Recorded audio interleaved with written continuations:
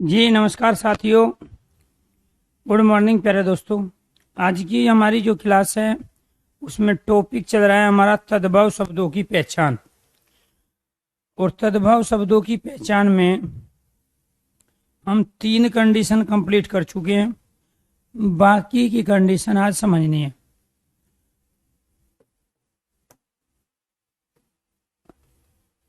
तद्भव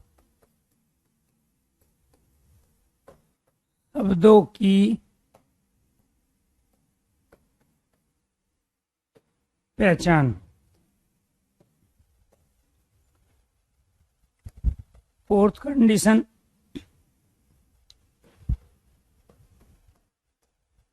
हिंदी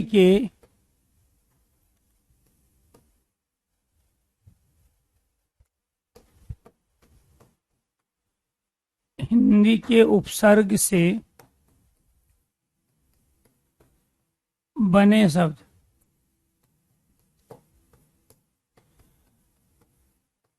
हिंदी के उपसर्ग से बने शब्द कहलाते हैं हमारे तद्भव। जैसे हिंदी के उपसर्ग ए है, अन हिंदी का उपसर्ग है, उन हिंदी का उपसर्ग है, बिन हिंदी का उपसर्ग है, नी भी हिंदी का उपसर्ग है, अद भी हिंदी का उपसर्ग है, के और से भी हिंदी का उपसर्ग है।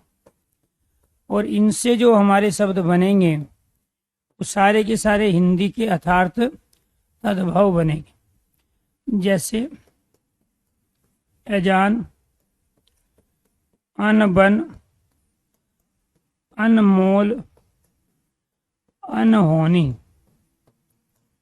अनहोनी सारे हिंदी के हैं। 29, 39,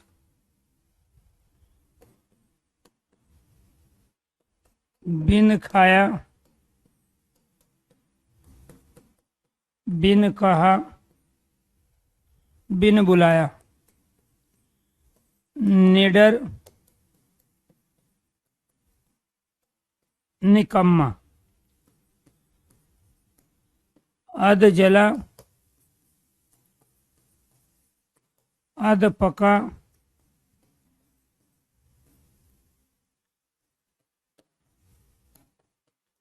अध खिला, अध कचरा,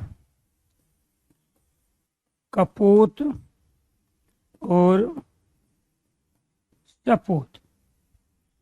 ये सारे के सारे जो हमारे शब्द हैं ये हिंदी के शब्द हैं। और लॉजिक क्या है हमारा कि इन सब में यहाँ जो ये उपसर्ग लगे हैं ये वाले उपसर्ग सारे हमारे हिंदी के उपसर्ग हैं।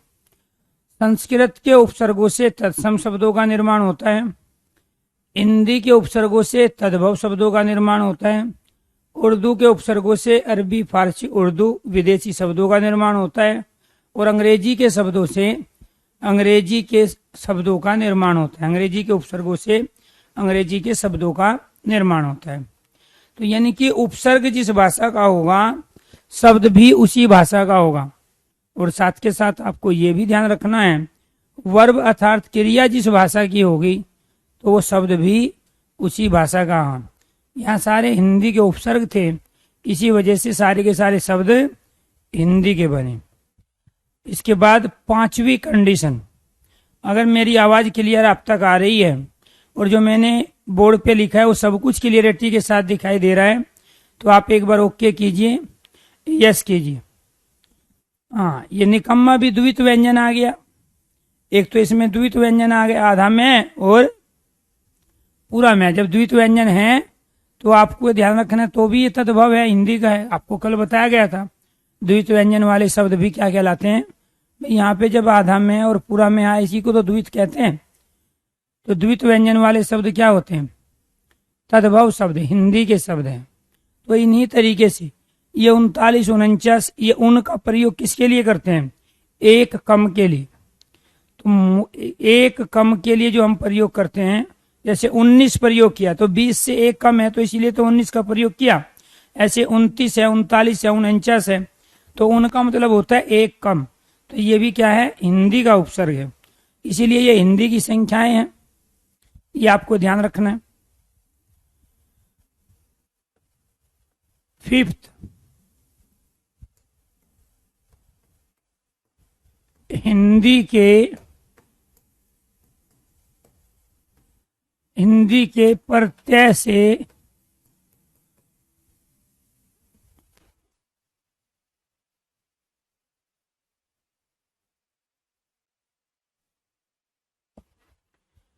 हिंदी के प्रत्यय से बना शब्द।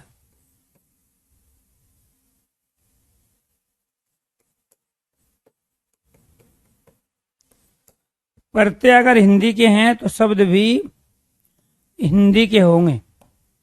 जैसे यहां हमने प्रयोग किया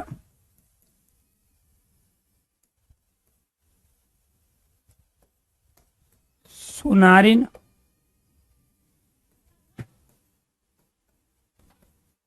बचपन,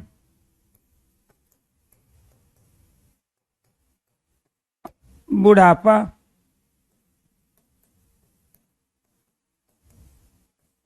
हरियाली, सुंदरता। इनमें सब में यहाँ सुनार जो शब्द है वो भी हिंदी का है, इन प्रत्यय भी हिंदी का है, बच्चा भी हिंदी का शब्द है, पन भी हिंदी का है, बूढ़ा शब्द भी हिंदी का है, आपा प्रत्यय भी हिंदी का है, हरी शब्द भी हिंदी का है, और आली भी हिंदी का प्रत्यय है। सुंदर जो शब्द है वो भी हिंदी का तद्भव है, और ता प्रत्यय भी हिंदी का है। ऐसे ही हम दूसरे शब्दों का भी प्रयोग कर सकते हैं। जैसे मिठाई शब्द आ गई, मिठास, लिखावट, तैराक,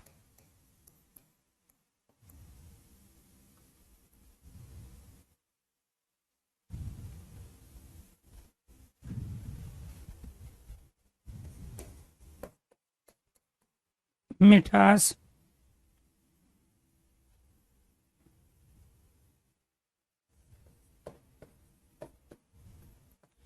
अच्छाई,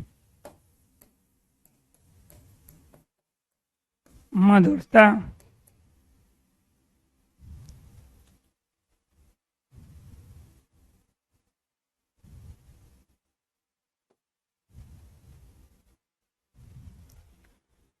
इसमें मीठा में आई लगा, इसमें मीठा में आस का प्रयोग किया, इसमें अच्छा में आई आया, मधुर में ता का प्रयोग किया। अब यहाँ पर जिनमें भी प्रत्यय प्रयोग होते हैं वो कोई ना कोई शब्द होता है, और यहाँ पर जो हमने प्रयोग किया ये सुनार शब्द, यहाँ बच्चा, बूढ़ा, हरी और सुंदर, ये क्या है, क्योंकि इसी सुंदर का जो तत्सम होगा वो क्या होता है, वो सौंदर्य होता है। तो सौंदर्य तत्सम है संस्कृत का, और इसी सौंदर्य से क्या शब्द बना है, सुंदर शब्द बना है। तो ये आपको ध्यान रखना, सौंदर्यता तत्सम होगा, सुंदरता इससे निकलने वाला तद्भव। ऐसे ही यहाँ पे मीठा को हम संस्कृत में मिष्ठान बोलते हैं, यहाँ पे आपको ध्यान रखना है, अच्छे को श्रेष्ठ बोलते हैं, उत्तम बोलते हैं, और मधुर को माधुर्य बोलते हैं। तो ये जो मधुर शब्द है, अच्छा है, मीठा शब्द है, ये हिंदी का शब्द है। जब मूल शब्द हिंदी का है तो उसमें लगने वाला प्रत्यय भी हिंदी का रहेगा। एक पॉइंट, अगर आपको प्यारे दोस्तों मूल शब्द की नॉलेज नहीं है तो फिर आपको ये ध्यान रखना है, ये जो ता प्रत्यय आई है, आस है, ये इन है, पन, ये आपा, आली और ता प्रत्यय सब किसके हैं? हिंदी के। तो दो तरीके से आप इनको पहचान सकते हो। एक तो इसमें जो मूल शब्द प्रयुक्त हुआ है वो हिंदी का शब्द है, और जब हिंदी का शब्द है तो स्वाभाविक बात है उसमें लगने वाला प्रत्यय भी हिंदी का ही होगा, इसलिए हिंदी के प्रत्यय से बने शब्द हमारे तद्भव कहलाते हैं। यहाँ प्रत्यय के आधार पे पहचानो या फिर आप शब्द के आधार पे पहचानो, ये आपको ध्यान रखना है। क्लियर? और ये सारे के सारे यहाँ जितने भी हमने शब्द प्रयोग किए ये सारे हिंदी के शब्द है अर्थात तद्भव शब्द हैं। क्यों? क्योंकि ये हिंदी के प्रत्यय से मिलके बने और हिंदी के मूल शब्दों के साथ। 6 कंडीशन।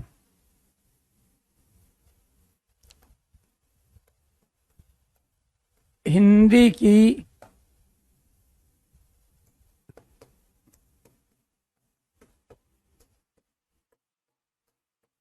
क्रिया से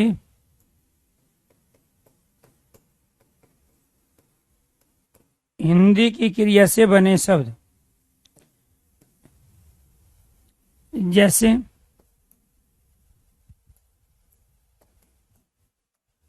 पढ़ाई,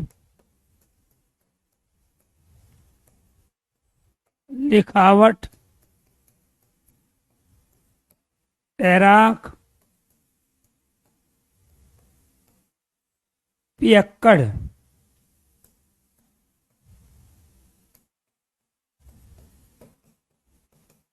खिलाड़ी।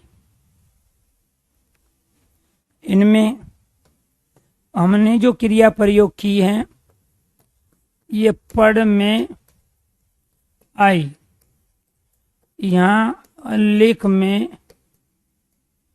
आवट, और यहाँ तैर में आँख, इसमें पी में अक्कड़, और यहाँ खेल में आड़ी।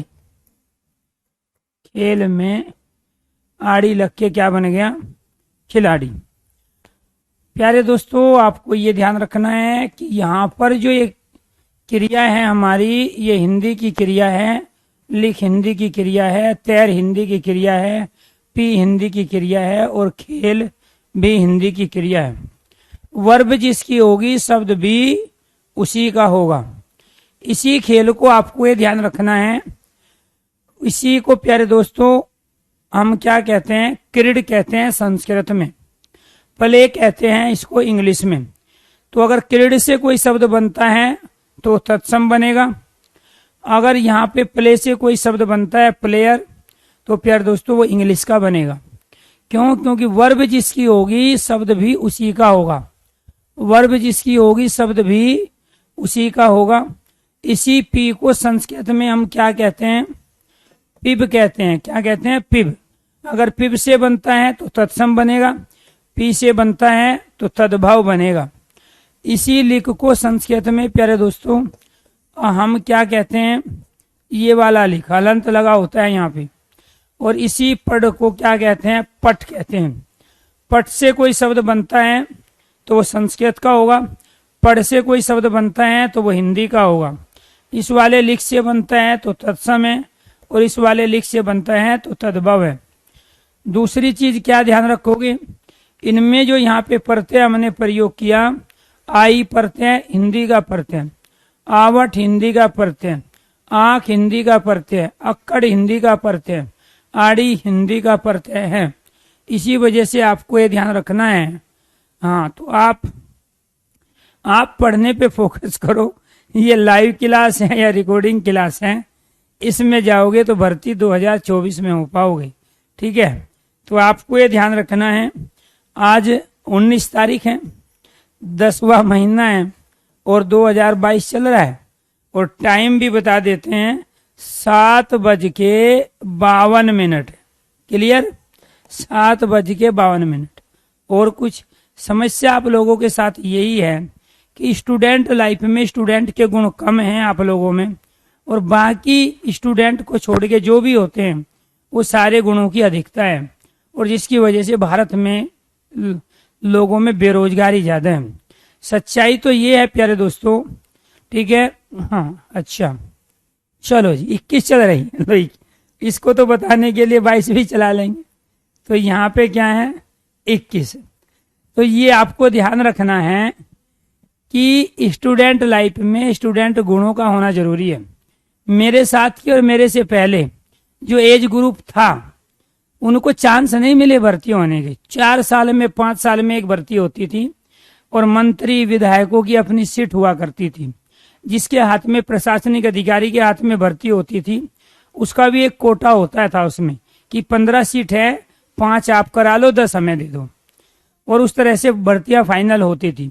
लेकिन फिर भी हमारी एज ग्रुप के बच्चों ने और हमने तमाम जो मौके थे जो हमें मिले उनको हमने भुनाया, और इसीलिए आज शांति से तन्मयता से खुश होके अपने काम में प्यारे दोस्तों हम बिजी हैं। लेकिन आप लोगों के साथ दिक्कत क्या है?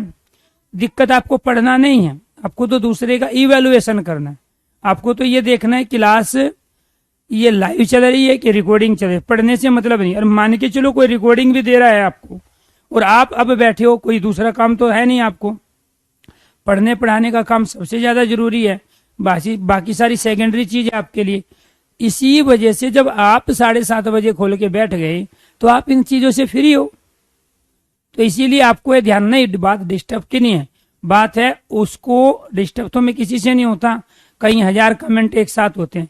लेकिन एक स्टूडेंट जो एक गलत रास्ते पे चल पड़ा, जो पटरी से उतर गया, माँ बाप ख्वाब देख रहे हैं उसका 2021-22 में भर्ती होने का और वो तैयारी 2024 की कर रहा है, तो उसको पटरी पे चढ़ाने का, रास्ते पे लाने का काम भी टीचर का है।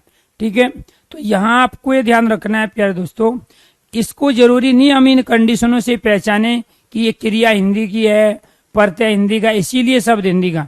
आपको ये भी तो बताया गया था कि जहां भी हम उत्क्षेपित व्यंजन का प्रयोग करते हैं वो क्या कहलाते हैं प्यारे दोस्तों? तद्भव कहलाते हैं। तो वो क्या कहलाते हैं? तद्भव शब्द कहलाते हैं।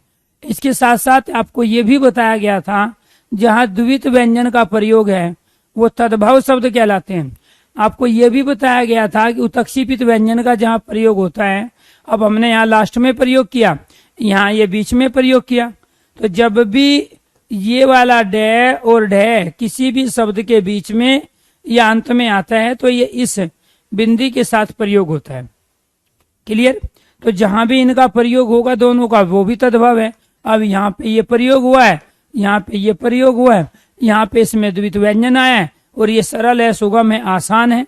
इनको उच्चारण करने में, इनको प्यारे दोस्तों बोलने में, इनको लिखने में किसी भी तरह की कोई समस्या या अवधान व्यवधान नहीं है। तो इसीलिए आपको ध्यान रखना है ये सारे के सारे क्या कहलाए हमारे, ये सारे के सारे कहलाए हमारे तद्भव शब्द। क्या कहलाए? तद्भव शब्द।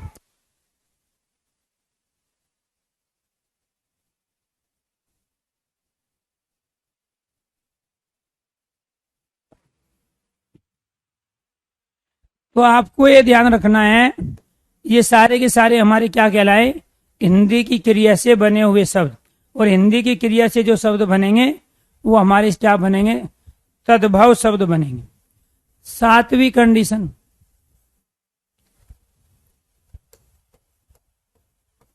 सरल, सुगम, आसान,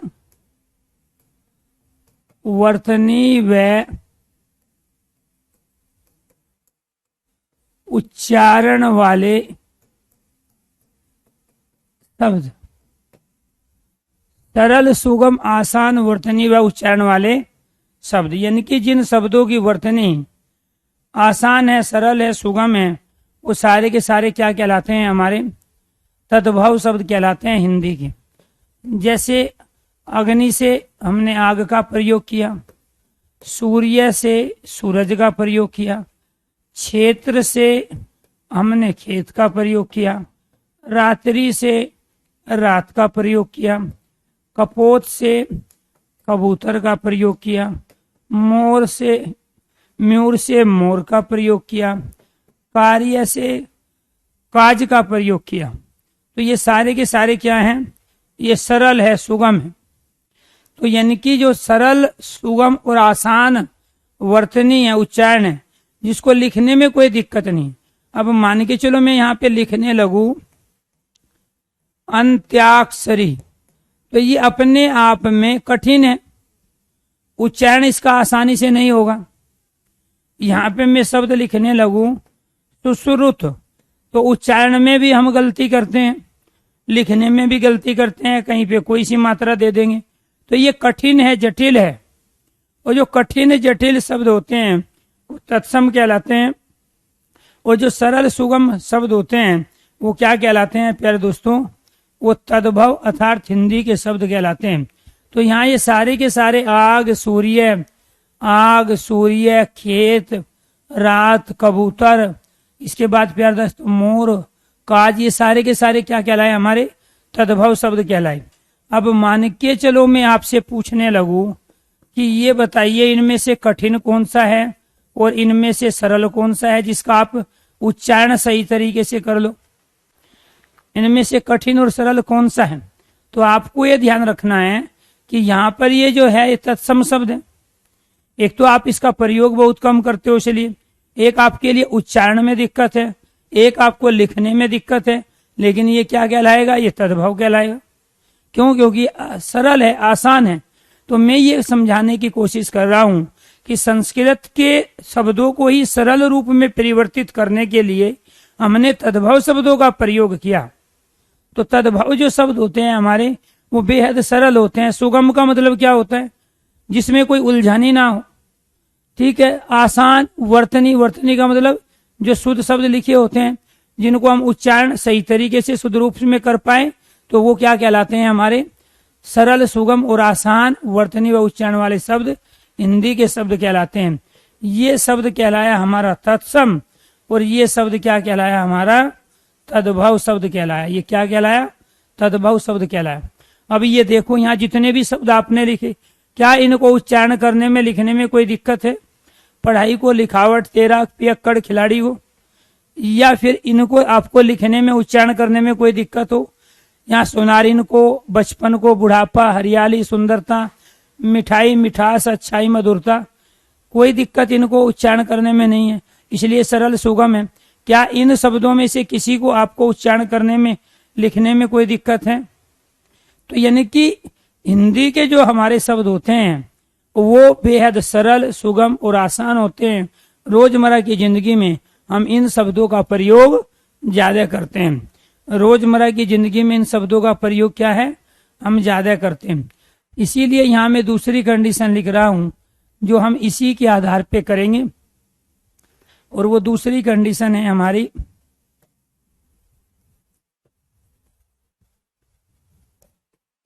जिन शब्दों का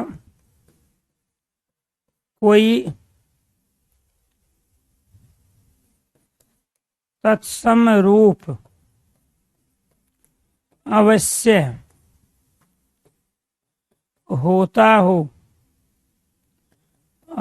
होता हो, वो भी क्या कहलाते हैं प्यारे दोस्तों, तद्भव। जिन शब्दों का कोई तत्सम रूप अवश्य होता हो तो वो क्या कहलाते हैं, हमारे तद्भव कहलाते हैं। कैसे? जैसे आग है, आग का प्यारे दोस्तों क्या होगा, अग्नि। आग का तत्सम क्या है, अग्नि। ये कैसे बना है, ये बना है सूर्य से। ये खेत किससे बना है, ये बना है क्षेत्र से। ये रात किससे बना है, ये बना है रात्रि से। ये कबूतर किससे बना है, ये बना है कपोत से। और ये किससे बना है, ये बना है मयूर से। और ये काज किससे बना है, ये बना है कार्य से। तो जिन शब्दों का कोई तत्सम रूप भी अवश्य हो, क्योंकि हिंदी में कोई भी तद्भव ऐसा नहीं है प्यारे दोस्तों, आपको ये ध्यान रखना है कि एक तो जो बिना तत्सम के उत्पन्न हो जाए, तो यहाँ जिन शब्दों का कोई तत्सम रूप अवश्य हो, अगर हमारे पास ये कार्य नहीं होता तो याद काज नहीं आता, मयूर नहीं होता तो मोर नहीं आता, कपोत से क्या निकला, कबूतर, रात्रि से रात, क्षेत्र से खेत, सूर्य से सूरज, और अग्नि से आग। तो आपको ये ध्यान रखना है कि यहाँ पर जितने भी तद्भव शब्द हम प्रयोग करते हैं हिंदी में, वो किसी न किसी तत्सम से ही पैदा हुए हैं, उत्पन्न हुए हैं। इसीलिए एक भी शब्द ऐसा नहीं है जो तद्भव हो और उसका तत्सम ना हो, तो इनका तत्सम है तभी ये आए। तो मैंने दोनों कंडीशन प्यारे दोस्तों इन एग्जाम्पलों के माध्यम से ही आपको बताने की कोशिश की।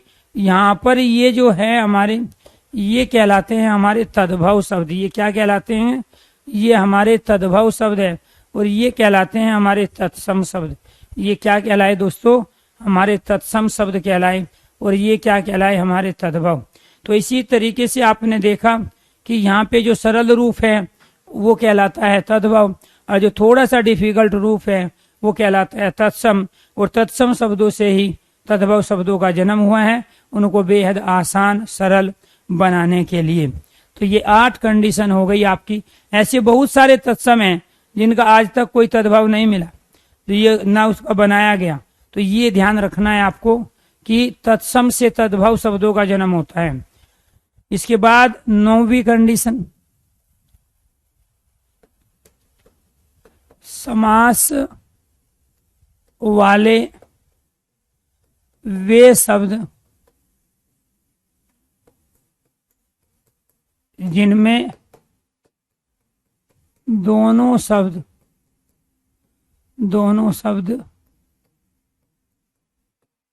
हिंदी के हो अर्थात तद्भव हो।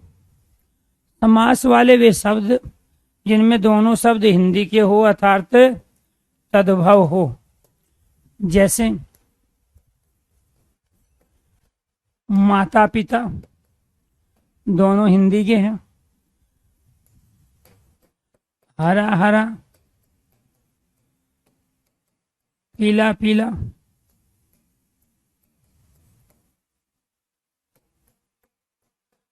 सफेद काला,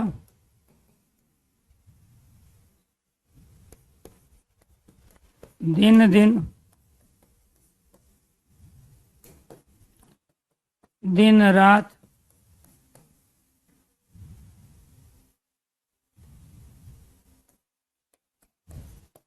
थोड़ा, अधिक,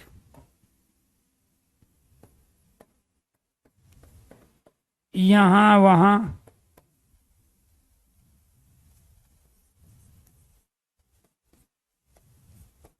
अब जब,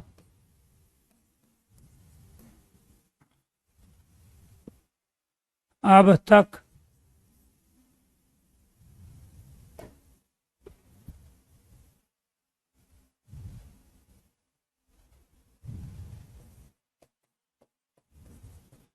बुराई भलाई। ये यहाँ जितने भी शब्द है सारे के सारे हमारे तद्भव है। तो सारे के सारे क्या हैं? तद्भव शब्द है। क्यों है तद्भव? क्योंकि प्यारे दोस्तों आपको ये ध्यान रखना है कि यहाँ जो हम प्रयोग कर रहे हैं, यहाँ इसके रूप में हम किसका प्रयोग करेंगे? अगर हमें तत्सम का प्रयोग करना होगा, मात्र और पित्त का प्रयोग करना पड़ेगा। इसके लिए प्यारे दोस्तों हम हरित शब्द का प्रयोग करते हैं, इसके लिए पीत का प्रयोग करते हैं, इसके लिए श्वेत का प्रयोग करते हैं, इसके लिए शाम का प्रयोग करते हैं, और इसके लिए हम दिवस का प्रयोग करते हैं, और इसके लिए हम रात्रि का प्रयोग करते हैं। तो कहने का मतलब ये हुआ कि ये सारे के सारे प्यारे दोस्तों एक तो सामासिक शब्द हैं, इनमें समास है, और इनमें 2-2 शब्दों का प्रयोग हुआ है, और वे दोनों के दोनों शब्द सरल है, सुगम है, आसान है। वे हिंदी के शब्द हैं, हिंदी के सामासिक शब्दों से इसका जन्म हुआ है। तो अगर मैं यहाँ पे प्रयोग करूं प्यारे दोस्तों राजपुत्र, तो इसमें राज शब्द तो हिंदी का है, लेकिन पुत्र किसका है? संस्कृत का। इसीलिए ये इस कंडीशन में नहीं आएगा, क्योंकि वहां दोनों के दोनों सामासिक शब्दों में जो 2 शब्द होते हैं हिंदी के होने चाहिए, लेकिन इसमें पुत्र तत्सम है। लेकिन अगर मैं प्यारे दोस्तों यहाँ राज सेवक का प्रयोग कर लूं, तो राज भी और सेवक भी दोनों के दोनों हिंदी के हैं, इसलिए ये वाला तद्भव कहलाएगा और ये वाला तत्सम कहलाएगा। क्योंकि राज के स्थान पे हम किसका प्रयोग करते हैं? राज्ञ, और इसी राज्ञ में से जब हमने ये हटा लिया तो ये क्या बन गया? राज बन गया। तो पुत्र के स्थान पे हम किसका प्रयोग करते हैं? पूत का प्रयोग करते हैं। अगर राजपूत शब्द आ जाए, राजदूत शब्द आ जाए, तो प्यारे दोस्तों आपको ये ध्यान रखना है, ये राजदूत, ये राजपूत, आपको ये ध्यान रखना है, ये क्या कहलाएंगे, हमारे तद्भव शब्द कहलाएंगे। लेकिन शब्द आ गया प्यारे दोस्तों, राजाज्ञा शब्द आ गया, तो यहां आपको ध्यान रखना है, यहां पर राजधर्म शब्द आ गया, राजधर्म, तो यहाँ धर्म क्या हो गया, तत्सम, और राज क्या हो गया, तद्भव। तो यहाँ अगर एक तद्भव एक तत्सम है तो वो तत्सम ही कहलाएगा, लेकिन अगर दोनों के दोनों शब्द हिंदी के हैं तो वो क्या कहलाएगा, हमारा तद्भव। तो यहाँ धर्म तत्सम है, यहाँ पुत्र तत्सम है, इसीलिए धर्म और पुत्र की वजह से ये राजधर्म भी और राजपुत्र भी ये तत्सम शब्द कहलाएंगे। जबकि राज सेवक में दोनों के दोनों, या राजपाल शब्द आ गया, राजपाल, तो राज भी और पाल भी दोनों के दोनों हिंदी के शब्द हैं, इसलिए क्या कहलाएंगे, तद्भव शब्द कहलाएंगे। तो समास में होते हैं दो शब्द, अगर दोनों के दोनों हैं हिंदी के तो कहलाएंगे प्यारे दोस्तों तद्भव। जैसे शब्द आता है राजमाता, तो राज में राज और माता दोनों के दोनों हिंदी के हैं अर्थात तद्भव है, इसीलिए प्यारे दोस्तों राज आज्ञा आता है दो तत्सम कहलाएगा, क्योंकि राज और आज्ञा में एक तत्सम और एक तद्भव है। इसी के आधार पर इन तमाम कंडीशनों को आपको समझना पड़ेगा, क्योंकि तत्सम और जो तद्भव शब्द है ये करोड़ों शब्द हैं, और इन करोड़ों शब्दों को आप कैसे पहचान सकते हो। सबसे बड़ी जो आपके साथ कंडीशन है वो इनके आधार पर, जो आपने 9 कंडीशन पढ़ ली है, इनके आधार पर आप तत्सम से तद्भव को अलग करोगे और तद्भव को तत्सम से अलग करके पहचान लोगे। अगर यहाँ तक सारी चीज समझ में आ गई है तो आप एक बार ओके कीजिए, यस कीजिए। लास्ट कंडीशन बता रहे हैं तद्भव की, हिंदी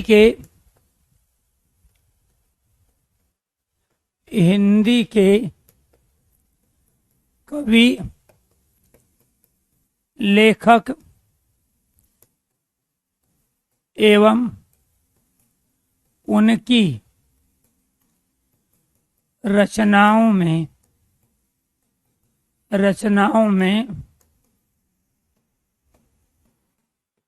प्रयुक्त, उनकी रचनाओं में प्रयुक्त होने वाले अधिकांश शब्द हमारे क्या होते हैं, तद्भव होते हैं। ये क्या कहलाएंगे प्यारे दोस्तों, हमारे तद्भव शब्द कहलाएंगे। अब हिंदी किसी पर्टिकुलर एक भाषा के आधार पे नहीं बनी है। हिंदी के अंदर हम संस्कृत के भी शब्दों का प्रयोग करें, अरबी, फारसी, उर्दू का भी प्रयोग करें, पुर्तगाली, जापानी शब्द का भी प्रयोग करें, अंग्रेजी का भी प्रयोग करें, तो हिंदी तो अनेक भाषाओं का मिश्रण है। हिंदी क्या है, अनेक भाषाओं का मिश्रण है प्यारे दोस्तों। इसीलिए उसके बावजूद भी हिंदी के कवि, हिंदी के लेखक, हिंदी की लेखिका, हिंदी की कवित्रियां अपने गीतों में, अपनी कविताओं में, अपनी रचनाओं में, अपने पुस्तकों, अपने ग्रंथों में तद्भव शब्दों का प्रयोग ज्यादा करते हैं और बाकी शब्दों का प्रयोग कम करते हैं। राजा शिव प्रसाद सितारे हिंदी की अगर हम बात करें 1000 ईस्वी के आसपास, उस समय हम हिंदी के अंदर अरबी, फारसी, उर्दू मिश्रित हिंदी का हम प्रयोग कर रहे थे, जिसको हम प्राचीन हिंदी कह रहे हैं। लेकिन उस समय भी हिंदी के शब्द ज्यादा थे, अरबी फारसी वाले शब्द कम प्रयोग हम हिंदी में करते थे। उसके बाद प्यारे दोस्तों 13वीं शताब्दी से लेके हमने संस्कृत निष्ठ हिंदी का प्रयोग ज्यादा किया, जिसको हम आधुनिक हिंदी कहते हैं, जो हम आज भी प्रयोग करते हैं। लेकिन फिर भी हम संस्कृत निष्ठ हिंदी का मतलब है जिसमें अरबी, फारसी, उर्दू शब्दों के स्थान पे संस्कृत के तत्सम शब्दों का प्रयोग ज्यादा किया गया। लेकिन फिर भी हमने हिंदी के शब्दों का प्रयोग ज्यादा रखा संस्कृत के मुकाबले, क्योंकि हिंदी पर्टिकुलर कोई एक भाषा नहीं है कि जिसमें हम केवल तद्भव शब्दों का ही प्रयोग करें। हिंदी में तो हमने अनेक भाषाओं के शब्दों को लिया है, लेकिन जिस भाषा के शब्द ज्यादा प्रयोग होते हैं वो है तद्भव अर्थात हिंदी। तो हिंदी के अंदर हम हिंदी के जो तद्भव शब्द हैं उन्हीं का प्रयोग ज्यादा करते हैं। इसीलिए प्यारे दोस्तों कि हिंदी के कवि, लेखक, उनकी रचनाओं में प्रयुक्त होने वाली जो शब्दावली है, जो शब्द है, वो आपको तद्भव के रूप में ही मिलती है।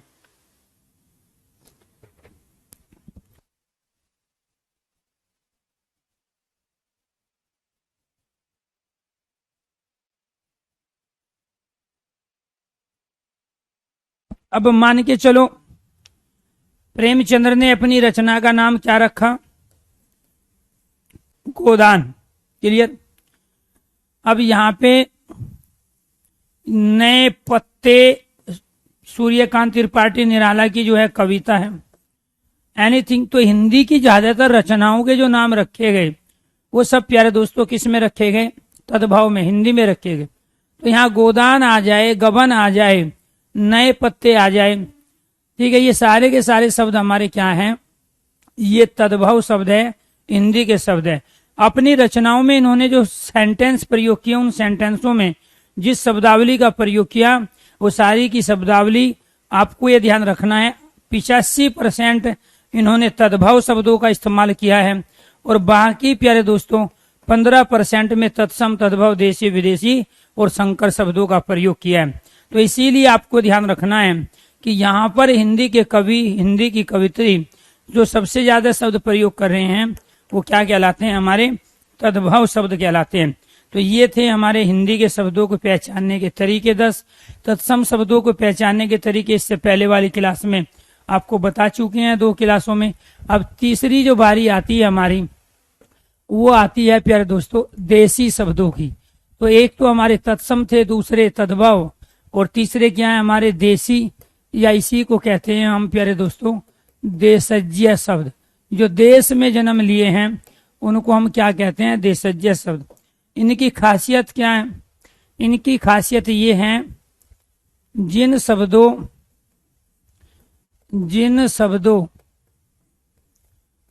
की उत्पत्ति के बारे में, जिन शब्दों की उत्पत्ति के बारे में, जिन शब्दों की उत्पत्ति के बारे में कोई जानकारी, जिन शब्दों की उत्पत्ति के बारे में कोई जानकारी नहीं मिलती, कोई जानकारी नहीं मिलती, जिन शब्दों की उत्पत्ति के बारे में कोई जानकारी नहीं मिलती वे क्या कहलाते हैं? हमारे देशज्य शब्द। वे देसी या देशज्य शब्द कहलाते हैं। एक तो आपको ये ध्यान रखना है कि हमें संस्कृत के जो शब्द हैं उनका पता है, हमें तत्सम शब्दों का कि वो कहाँ से आए, वो संस्कृत भाषा से है। हमें तद्भव शब्द का भी पता है वो कहाँ से आए, वो तत्सम शब्दों से आए। हमें विदेशी शब्दों का भी पता है वो अंग्रेजी से, उर्दू से, अरबी से, फारसी से, पुर्तगाली से, जापानी से आए। लेकिन आज तक कोई देसी शब्द नहीं बता पाया ये कहाँ से आए।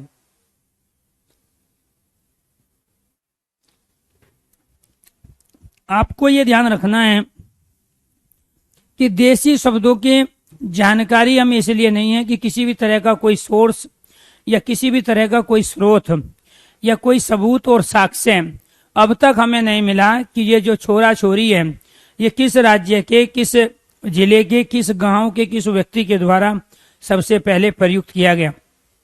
ये जो खुरपा फावड़ा है, छान छप्पर है, जो देसी शब्दों के अंतर्गत आते हैं, ये सबसे पहले कहाँ प्रयोग हुए, किन्होंने बनाए और किन के द्वारा सबसे पहले प्रयोग में लाए गए।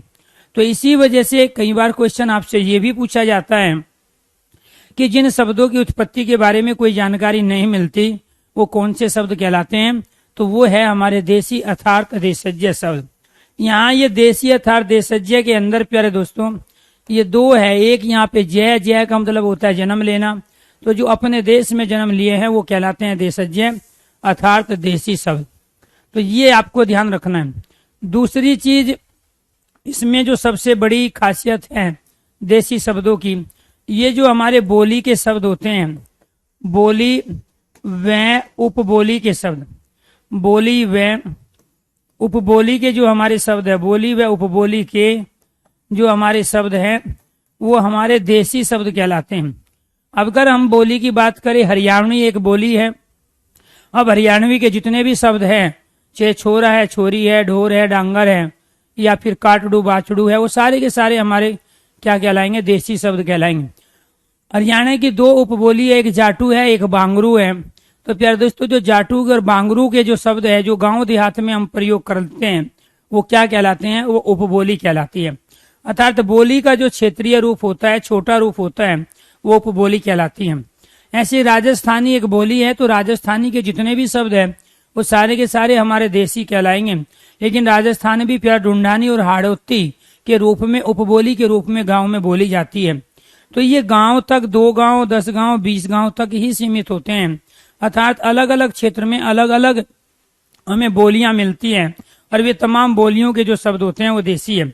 जैसे भोजपुरी के जितने भी शब्द है वो देसी है। इसके बाद अवधी के शब्द देसी है। इसके बाद प्यारे दोस्तों जो मगही हम बोलते हैं, मैथिली बोलते हैं बिहार के अंदर, वे भी सारे देसी शब्द हैं।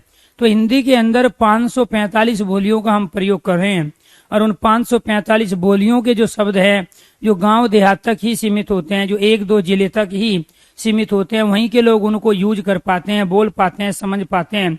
बाकी दूसरे एरिया के व्यक्ति उनको ना तो समझ पाते हैं, ना उनका अर्थ निकाल पाते हैं, ना उनको बोल पाते हैं। तो वे शब्द हमारे क्या कहलाते हैं, हमारे देसी शब्द कहलाते हैं। इसके साथ अगर ब्रज भाषा के शब्द आए तो वो सब क्या कहलाएंगे, हमारे देसी शब्द आएंगे। जैसे फॉर एग्जाम्पल अगर मैं यहाँ पर एक प्यारे दोस्तों शब्द प्रयोग कर लूं यमुनोत्री, तो ये जो यमुनोत्री है ये हमारा क्या कहलाएगा। और दूसरा शब्द एक हमने क्या प्रयोग किया, यमुना प्रयोग किया, और एक शब्द हमने क्या किया, यमुना शब्द प्रयोग कर लिया। तो यहाँ से ये तत्सम तद्भव देसी की यात्रा कैसे शुरू हुई इसको देखो। तो यहाँ आपको ये ध्यान रखना है दोस्तों, यमुनोत्री में संयुक्त व्यंजन लगा है और जहाँ संयुक्त व्यंजन आता है वो तत्सम कहलाता है। तो यमुना को सबसे पहले यमुनोत्री ही कहा जाता है, जो कि तत्सम शब्द है, संस्कृत का शब्द है। और इसी यमुनोत्री से ये उत्पन्न हुआ यमुना, तो ये हो गया हमारा तत्सम, ये हो गया तद्भव। और इसी से प्यारे दोस्तों फिर क्या इसका परिवर्तित रूप जो आया हमारा वो जमुना के नाम से आया। ब्रज भाषा में कभी भी यमुना नहीं बोला जाता है, जमुना मैया बोला जाता है। और यहाँ तक कि कुछ भोजपुरी क्षेत्र में भी यमुना को प्यारे दोस्तों जमुना मैया बोलते हैं। तो यहाँ पर ये जो शब्द है हमारा, ये शब्द है तत्सम, अर्थात ये संस्कृत का शब्द है। ये जो शब्द है ये हमारा तद्भव है प्यारे दोस्तों, ये क्या है, तद्भव। और ये जो शब्द है हमारा ये देसी अर्थात देशज्य शब्द है। तो ये कौन सा शब्द है, ये देसी या देशज्य शब्द है। तो इस तरीके से जो प्राचीन शब्द रहे हमारे, जो थोड़े से जटिल हुआ करते हैं, कठिन हुआ करते हैं, जिनका प्रयोग आज फिलहाल के टाइम में हम बहुत ही कम ना के बराबर कर रहे हैं, वो कहलाते हैं तत्सम। और जिनका प्रयोग हम रोजमर्रा की जिंदगी में करते हैं, हर जगह करते हैं, एक बड़े भूभाग पे करते हैं, बहुत अधिक लोगों के द्वारा इस्तेमाल किया जाते हैं, वो कहलाते हैं तद्भव। और जो सीमित क्षेत्र में ही बोले और समझे जाते हैं वो कहलाते हैं हमारे देसी अर्थात देशज्य शब्द। तो ये कहलाया तत्सम, ये तद्भव हुआ, और ये जमुना क्या बन गया प्यार दोस्तों, ये बोली का शब्द बन गया। और वो कौन सी बोली है जिसमें जमुना बोला जाता है, वो है ब्रज भाषा। बाकी जगह क्या है, हम हिंदी के रूप में प्रयोग, हिंदी में क्या कर रहे हैं, यमुना का प्रयोग कर रहे हैं। तो बोली व उपबोली के जो शब्द है वो क्या कहलाते हैं, वो तत्सम शब्द कहलाते हैं। वो क्या कहलाएंगे दोस्तों, तत्सम शब्द कहलाएंगे। तीसरी कंडीशन क्या है, सीमित क्षेत्र में बोले व समझे जाने वाले शब्द, सीमित क्षेत्र में बोले व समझे जाने वाले शब्द क्या कहलाते हैं, हमारे देसी शब्द कहलाते हैं। सीमित क्षेत्र में बोले व समझे जाने वाले शब्द क्या कहलाएंगे, देसी शब्द कहलाएंगे। जैसे छोरा छोरी पूरे हरियाणा में नहीं कहा जाता, बल्कि हरियाणा के प्यारे दोस्तों एक छोटे भूभाग पर ही हम प्रयोग करते हैं। ऐसे ही जानवर को, पशु को डांगर कहा जाता है।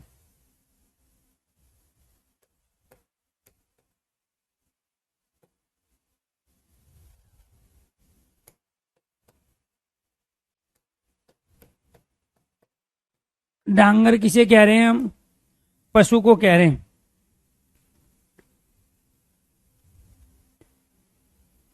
ऐसे ही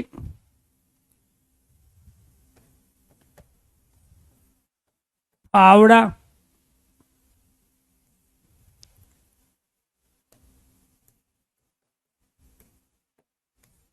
फावड़ा जो शब्द है वो क्या है प्यारे दोस्तों? देसी शब्द है।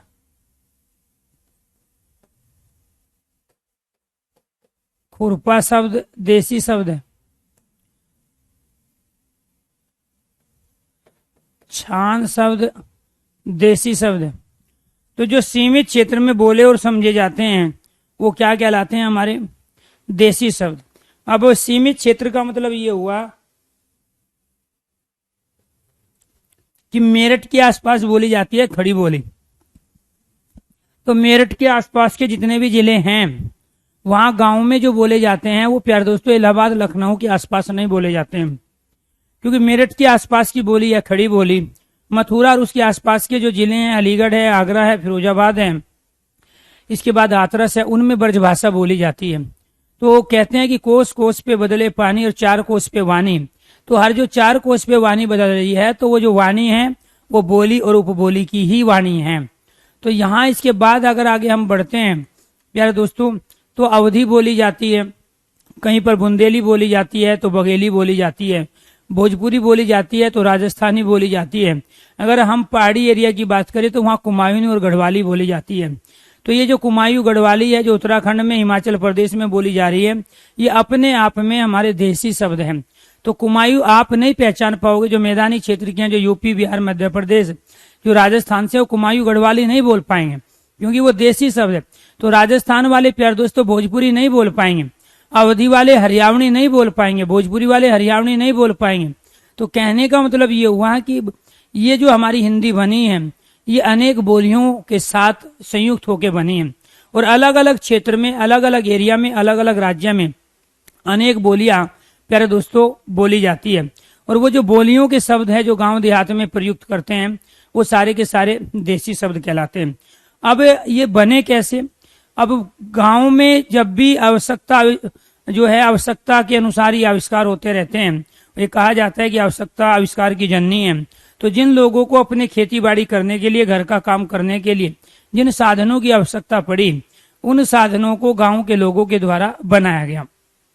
और जब गांव के लोगों के द्वारा वो साधन बने तो उनका जो नामकरण हुआ, उन वस्तुओं को, उन पदार्थों को जो नाम देने का काम हुआ वो उन व्यक्तियों के द्वारा ही हुआ जिन्होंने उसको बनाया।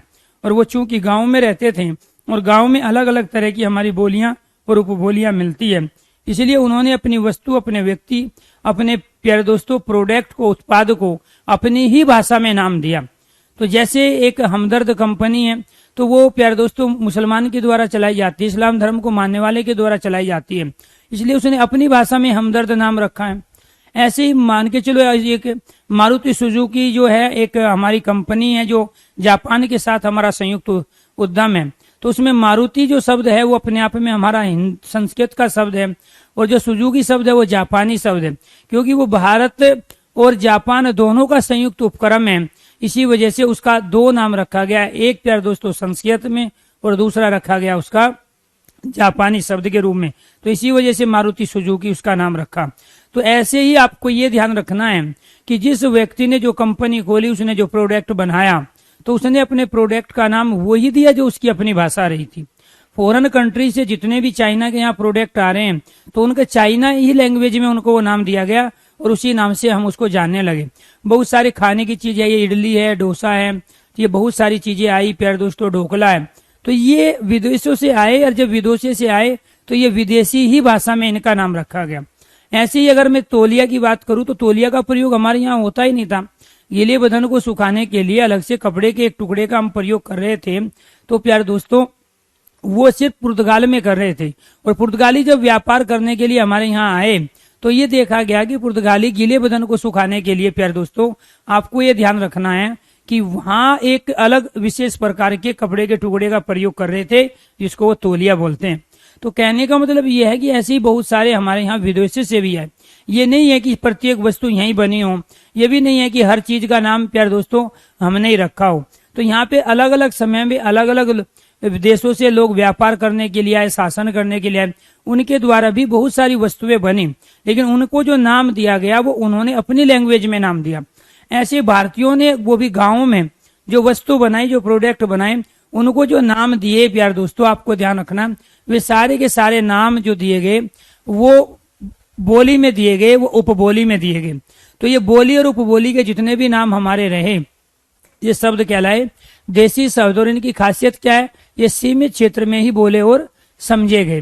क्योंकि भोजपुरी दिल्ली में रहने वाले तमाम जो लोग होते हैं वो अलग अलग राज्य से आते हैं, इसलिए दिल्ली की अपनी जो लैंग्वेज है हिंदी, वो एक अलग तरह की लैंग्वेज हुई, जिसमें हम भोजपुरी का, राजस्थानी का, इसके साथ प्यारे दोस्तों बाकी भी कुमायूं गढ़वाली का, इसके साथ साथ तत्सम तद्भव, इन तमाम शब्दों का हम प्रयोग करके वहां प्रयोग कर रहे थे। लेकिन जब पर्टिकुलर भारत के किसी एक राज्य के किसी एक कोने में जाते हैं तो वहां पर अलग तरह की लैंग्वेज बोली जाती है।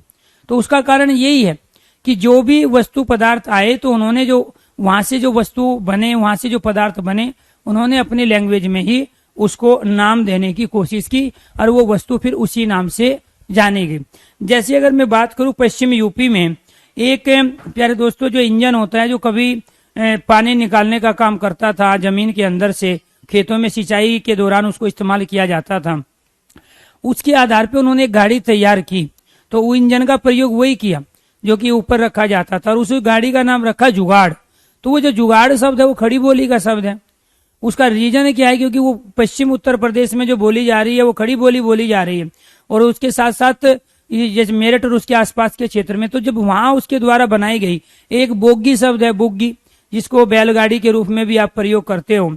तो बैलगाड़ी अपने आप में दोनों शब्द तद्भव शब्द है हिंदी के, लेकिन जो बुग्गी शब्द है, जो झोटा शब्द है, वो अपने आप में देसी शब्द है। वो क्यों, और वो जो प्रयोग किया जा रहा है वो कहाँ किया जा रहा है, मेरठ और उसके आसपास प्रयोग किया जा रहा है। ऐसी सीढ़ियों को जिन्ना कहा जाता है। तो वो जो जिन्ना जो शब्द है वो अपने आप में देसी शब्द है। तो बहुत सारे ऐसे शब्द है जिनको हम अनेकार्थी शब्दों के रूप में प्रयोग करते हैं। तो वे अनेकार्थी शब्द क्या होते हैं, उसका एक हिंदी में क्या है, संस्कृत में उसका क्या मीनिंग है, देसी उसमें क्या है, विदेशी में क्या है, उसी के आधार पे वो अनेकार्थी बना। तो सीढ़ियों को प्यारे दोस्तों जिन्ना शब्द जो कहा गया वो देसी शब्द है। वो पर्टिकुलर पूरे भारत में जिन्ना नहीं कहा जाता है, तो उसको सीढ़ियों के रूप में हम प्रयोग करते हैं, चाहे वो पत्थर की सीढ़ी है, बांस की सीढ़ी है, या फिर वो स्टील की या लोहे की सीढ़ी है। लेकिन जिन्ना जो शब्द प्रयोग किया गया वो केवल और केवल पत्थर वाली सीढ़ियों के लिए प्रयोग किया गया, और वो भी मेरठ और उसके आसपास। तो इसी तरीके से वो क्या कहलाए, हमारे देसी शब्द कहलाए। तो इसका से ये चीज निष्कर्ष निकल के सामने आई कि जो क्षेत्रीयता वाले शब्द होते हैं, जो क्षेत्रीयता वाले शब्द होते हैं, क्षेत्रीयता वाले शब्द जो पर्टिकुलर किसी क्षेत्र विशेष में ही प्रयुक्त होते हैं, जो किसी क्षेत्र विशेष में, जो किसी क्षेत्र विशेष में ही प्रयुक्त होते हो, प्रयुक्त होते हो, तो वो क्या कहलाए हमारे, वो कहलाए हमारे देसी शब्द। क्या कहलाए, देसी शब्द कहलाए।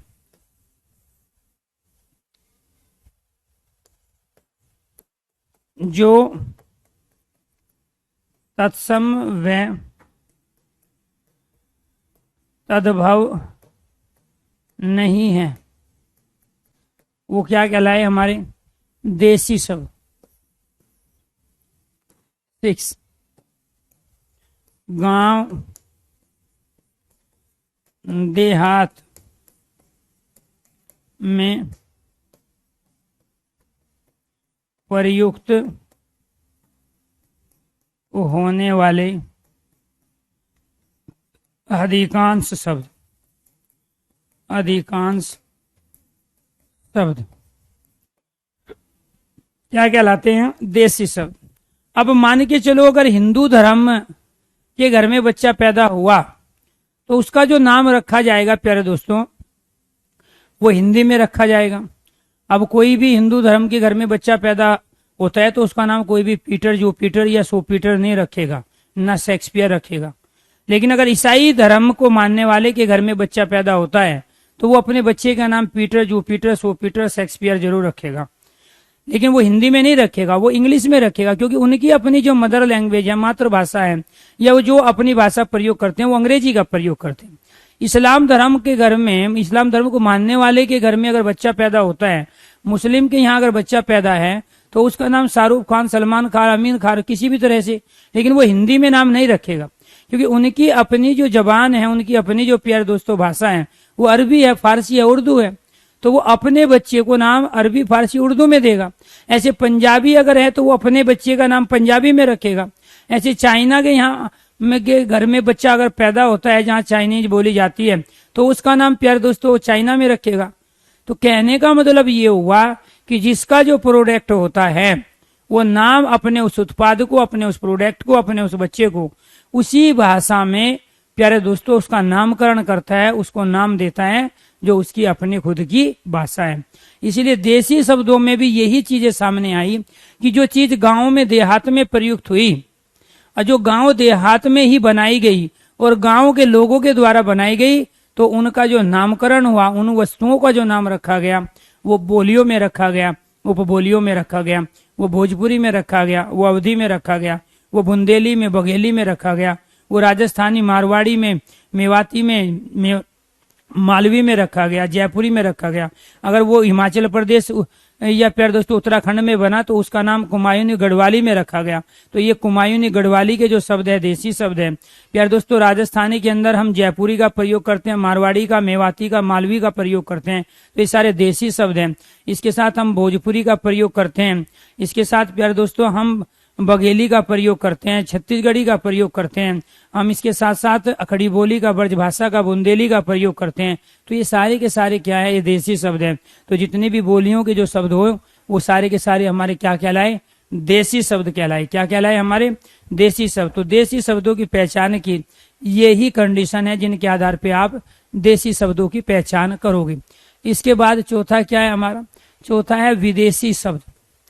चौथा क्या है, विदेशी या विदेशज्ञ शब्दों की पहचान। विदेशी या विदेशज्ञ शब्दों की पहचान। जो विदेश में जन्म लिए हैं उनको हम क्या कहते हैं, उनको विदेशज्ञ शब्द कहते हैं, और जो देश में जन्म लिए हैं उनको हम देशज्ञ शब्द कहते हैं। तो इनमें एक प्यारे दोस्तों जो आती है हमारी भाषा वो आती है अंग्रेजी। तो अंग्रेजी के विदेशी में अंग्रेजी है, उर्दू है, अरबी फारसी है, पुर्तगाली है, चाइनीज है, जापानी है। तो अंग्रेजी के शब्दों को कैसे पहचानोगे, अंग्रेजी के शब्दों की पहचान। अंग्रेजी के शब्दों की पहचान, इनकी खासियत क्या है, किन चीजों को आप ध्यान रखोगे इनके अंदर। इनकी खासियत हमारी ये है कि अंग्रेजी के शब्द में एक तो अर्धचंद चिन्ह आता है। क्या आता है, अर्धचंद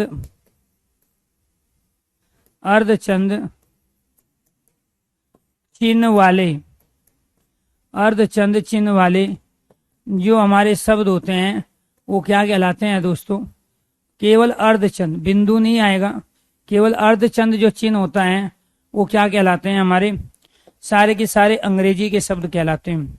जैसे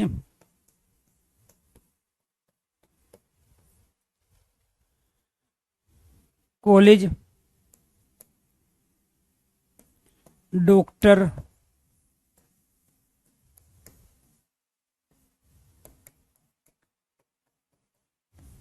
ऑक्सीजन,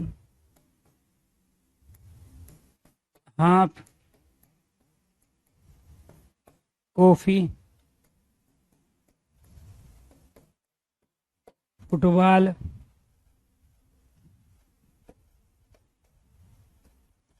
हॉकी,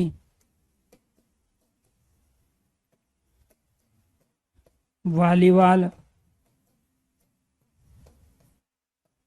बॉल, ये सारे के सारे क्या है प्यारे दोस्तों, ये अंग्रेजी के शब्द।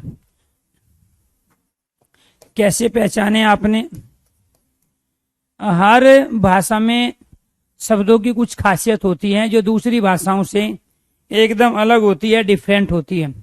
तो यहाँ पहली कंडीशन ये आई कि विदेशी अर्थात विदेशज्ञ शब्दों में हम अंग्रेजी के शब्द भी प्रयोग करते हैं, उर्दू, अरबी, फारसी के प्रयोग करते हैं, पुर्तगाली के, जापानी शब्द का प्रयोग करते हैं, चाइनीज शब्दों का भी प्रयोग करते हैं। लेकिन सबसे ज्यादा हम हिंदी में जो प्रयोग कर रहे हैं वो अरबी, फारसी, उर्दू का कर रहे हैं, उसके बाद अंग्रेजी के शब्दों का प्रयोग कर रहे हैं।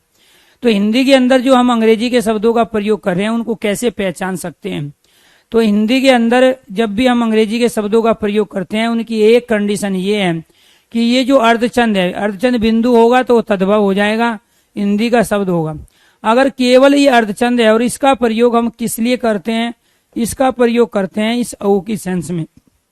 अगर मैं यहाँ पे ये हटा दूं तो इसका उच्चारण भी बदल जाएगा, ठीक है। तो ऑक्सीजन हम इसको बोलेंगे, और होता क्या है, ऑक्सीजन। तो जब ऑक्सीजन होता है तो हम किसके स्थान पे प्रयोग करें, औ के स्थान पे। तो ये जो अर्धचंद है ये साउंड किसके निकालेगा, औ के निकालेगा। तो यहाँ ये जितने भी शब्द हैं, चाहे वो प्यारे दोस्तों यहाँ हम कॉलेज का प्रयोग करें, डॉक्टर है, ऑक्सीजन है, और हाफ है, कॉपी है, फुटबॉल है, हॉकी है, वॉलीबॉल है, ऑफिस है, ये शब्द सही और शुद्ध वर्तनी जब मानी जाएगी जब इनके साथ हमने इनका प्रयोग किया हो, किसका, अर्धचंद का प्रयोग किया हो। और जब तक अर्धचंद नहीं होगा तब तक ये शुद्ध वर्तनी नहीं होगी और ना हम इनका सही तरीके से उच्चारण कर पाते। और जहां भी प्यारे दोस्तों आपको अर्धचंद दिखाई दिया तो वे सारे के सारे क्या कहलाएंगे, हमारे अंग्रेजी के शब्द कहलाएंगे। बिंदी बिंदी का कमाल देखो क्या है। तो यहाँ अगर अर्धचंद आता है तो अंग्रेजी है, अर्धचंद बिंदी आता है तो तद्भव हिंदी का है, और केवल बिंदी आता है तो वो क्या कहलाता है, तत्सम। अगर किसी भी शब्द के ऊपर अनुस्वार के रूप में बिंदी आई है तो तत्सम, अर्धचंद के साथ बिंदी आई है तो तद्भव, और केवल अर्धचंद आया है तो वो क्या कहलाया, विदेशी शब्द कहलाया, विदेशज्ञ शब्द कहलाया, अंग्रेजी का शब्द कहलाया। इन्हीं शब्द को हम आगत या गृहीत शब्द भी बोलते हैं। इनको क्या कहा जाता है, इनको आगत शब्द भी कहा जाता है। क्यों, क्योंकि ये दूसरी भाषाओं से आए हैं, इसी वजह से ये क्या कहलाते हैं, आगत। आगत का मतलब दूसरी जगह से आए हुए। तो हिंदी के अंदर ये दूसरी जगह से आए हैं, दूसरी भाषाओं से आए हैं, इसी वजह से इनको क्या कहा जाता है, आगत शब्द कहा जाता है। दूसरी जो कंडीशन है अंग्रेजी के शब्दों की पहचान की, वो है आधे से आरंभ होने वाले, आधे से आरंभ होने वाले, आधे से आरंभ होने वाले जो हमारे शब्द होते हैं वो भी क्या कहलाते हैं प्यारे दोस्तों, हमारे अधिकांश शब्द, सारे नहीं, आधे से आरंभ होने वाले अधिकांश शब्द, अधिकांश शब्द हमारे क्या कहलाते हैं, अंग्रेजी के कहलाते हैं। कैसे, जैसे यहां शब्द आ गया school, station, star, scooty, scooter, scrutiny, scrutiny किसे कहते हैं, छटनी को। तो ये सारे के सारे क्या हैं हमारे, ये अंग्रेजी के शब्द हैं, ये सारे क्या हैं, अंग्रेजी के शब्द। तीसरी कंडीशन, जिन शब्दों की वर्तनी व उच्चारण देवनागरिक, जिन शब्दों की वर्तनी व उच्चारण देवनागरिक व रोमन लिपि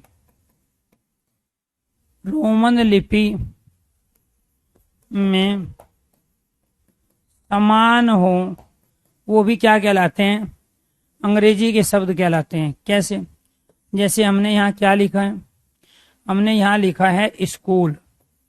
अब इस स्कूल को रोमन में क्या लिखेंगे, SCHOOL। इनका उच्चारण कैसे करेंगे, स्कूल। इसका कैसे उच्चारण करेंगे, स्कूल। तो यहाँ प्यारे दोस्तों क्या हो गया, ये देवनागरी की लिपि हो गई हिंदी की, ये रोमन लिपि हो गई अंग्रेजी की। तो यहाँ जब इसको भी स्कूल उच्चारण कर रहे हैं, जबकि लिपि क्या है, अलग है, कौन सी, देवनागरी, और ये लिपि क्या है, ये रोमन है, और उच्चारण दोनों का, लिपि अलग अलग है, उच्चारण एक जैसा हो रहा है, स्कूल और स्कूल। तो इसकी वजह से आपको ये ध्यान रखना है, इनकी सबसे बड़ी खासियत अंग्रेजी के शब्दों की पहचान की यही है कि इनको जिस तरीके से हम देवनागरी की लिपि हिंदी में लिखते हैं, इनका सेम उच्चारण रोमन लिपि में लिखने के बावजूद होता है वही। तो यहाँ इसको भी स्कूल कह रहे हैं, इसको भी स्कूल, जबकि इसकी लिपि देवनागरी का, इसकी रोमन लिपि है। तो जब भी हम इनको लिखेंगे, स्टेशन को स्टेशन लिखा जाएगा, स्टार को स्टार लिखा जाएगा, स्कूटी को अंग्रेजी में स्कूटी लिखा जाएगा, स्कूटर को स्कूटर लिखते हैं, स्कूटनी को स्कूटनी लिखते हैं। तो यहाँ कहने का मतलब ये हुआ प्यारे दोस्तों कि जिन शब्दों को आप हिंदी और अंग्रेजी में समान रूप से उच्चारण कर पा रहे हो तो वो क्या कहलाते हैं, हमारे अंग्रेजी के शब्द कहलाते हैं। वो क्या कहलाते हैं, अंग्रेजी के। अब मान के चलो एक शब्द आ गया स्थान, और प्यारे दोस्तों इसको क्या बोलेंगे अंग्रेजी में, प्लेस बोलेंगे। तो इसका मतलब क्या हुआ, स्थान में से जरूर आया लेकिन ये क्या है प्यारे दोस्तों, अंग्रेजी का शब्द नहीं है, क्योंकि इसको इंग्लिश में क्या वो प्लेस, तो प्लेस उच्चारण बदल गया इसका। आज जब उच्चारण बदल गया तो ये अंग्रेजी का बिल्कुल नहीं होगा। तो ये आपको ध्यान रखना है। स्क्रूटिनी मतलब छटनी होता है, बहुतों में से जब छांट देते हैं, जैसे आप भर्ती होते हो ना, तो जो आपकी परीक्षा होती है वो स्क्रूटिनी के लिए होती है, छटनी के लिए। फिर फिजिकल होता है, वो भी स्क्रूटिनी कहलाता है, छटनी कहलाता है। तो यहाँ बहुतों में से जब किसी को अलग करते हैं उसको हम स्क्रूटिनी शब्द प्रयोग करते हैं। तो यहाँ आपको ध्यान रखना है, स्थान को हम प्लेस कह रहे हैं, तो यहाँ प्लेस साउंड अलग आई और ये प्यारे दोस्तों स्थान अलग है। तो इसका मतलब स्थान हो गया हमारा तत्सम। क्यों, क्योंकि इसमें आधे व्यंजन का प्रयोग हुआ है। अगर इसको भी यहाँ स्थानीय लिखते हम इंग्लिश में, प्लेस ना लिखते, तो ये क्या बन जाता प्यारे दोस्तों, ये क्या बन जाता हमारा, अंग्रेजी का शब्द बन जाता। तो यानी कि से आरंभ होने वाले अधिकांश शब्द, सारे नहीं, जैसे मैंने एक स्थान शब्द लिया तो वो तो तत्सम है, वो यहाँ पे प्यारे दोस्तों अंग्रेजी का नहीं है। लेकिन यहाँ पे स्कूल को, स्टेशन को, स्टार को, स्कूटर को, स्कूटनी को, इन सब को हम ऐसे ही लिख पा रहे हैं, इसलिए क्या कहलाए, हमारे अंग्रेजी के शब्द कहलाए। फोर्थ कंडीशन क्या है, अंग्रेजी के अंग्रेजी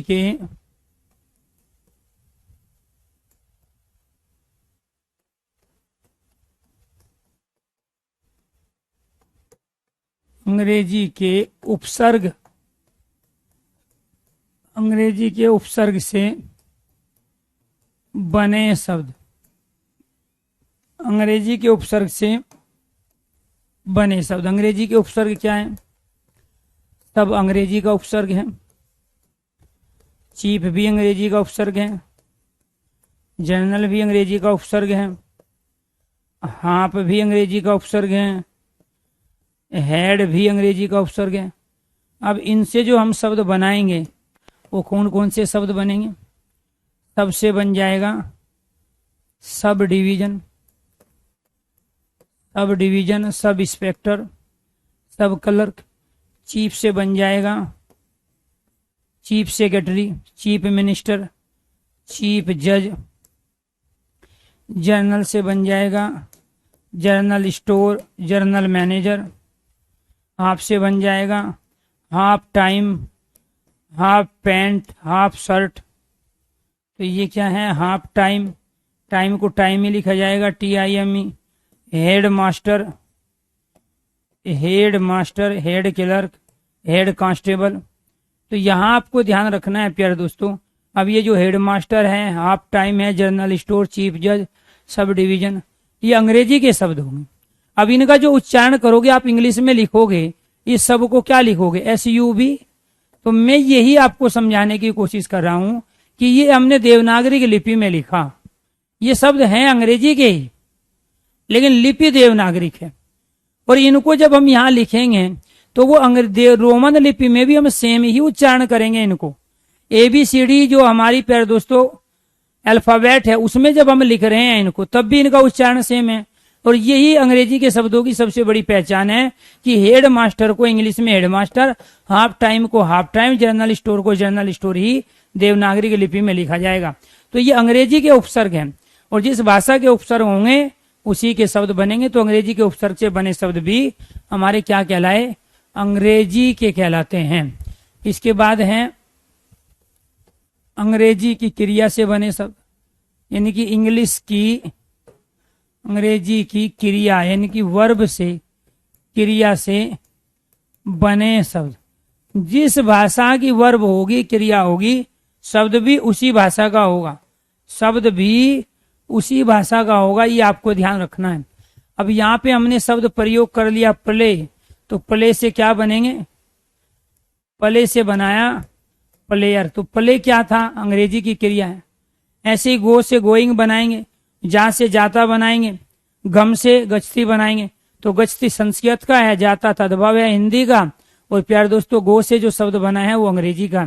तो वर्ब जिसकी होगी शब्द भी उसी भाषा का होगा। अब रीड, रीड मतलब पढ़ना होगा, उससे रीडर बनेगा, राइटर बनेगा, तो वो किसका बनेगा? अंग्रेजी का। तो ऐसे लिख से लेखक बनाया हमने तो वो हिंदी का बना। तो वर्ब जिसकी होगी तो शब्द भी प्यारे दोस्तों उसी भाषा का ही बनेगा, ये आपको ध्यान रखना है।